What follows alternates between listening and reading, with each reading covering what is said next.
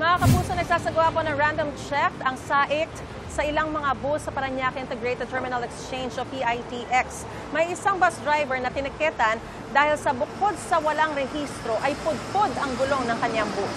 Live mula sa PITX, may unang balita si Bam Alegre. Bam!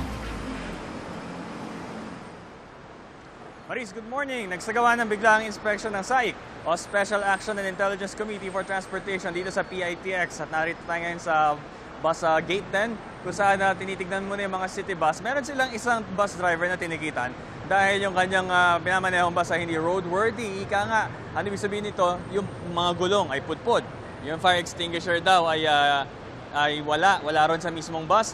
At wala rin kaukulang dokumento tulad ng mga rehistro. Dahil dito, medyo may kaunting hassle sa mga pasahero dahil pinababa sila at pinalipat sila sa isang compliant na city bus.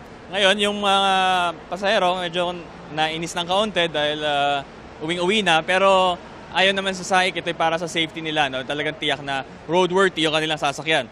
Matapos yung mga city bus ay sisiya sa atin din itong mga provincial bus para tignan na ito ay pasok sa mga safety standards. No? May karelyebo ba? Sapat ba yung mechanical safety tulad ng mga brake pads at yung gulong? At magpapatuloy itong inspeksyon dito sa PITX ngayong umaga para lang tiyakin na safe lahat ng mga babiyahe ngayong umaga. Ito ang unang balita mula rito sa PITX. Bam Alegre para sa GMA Integrating News. Gusto mo bang mauna sa mga balita?